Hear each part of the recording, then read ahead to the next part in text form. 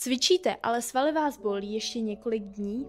Bolest svalů po tréninku je normální, ale pokud trvá déle než 2 dny, může být na vině zpomalený lymfatický systém. Po fyzické námaze vzniká ve svalech kyselina mléčná a další metabolické zbytky, které tělo potřebuje co nejrychleji odvést ven. Proto lymfa hraje klíčovou roli v regeneraci. Pomáhá vyplavovat toxiny, zmenšovat otoky a urychlit hojení svalových mikrotrhlin. Pokud ale lymfatický systém nefunguje správně, odpadní látky se hromadí. Svaly zůstávají napjaté, regenerace se zpomaluje a vy se cítíte unavení déle, než byste měli.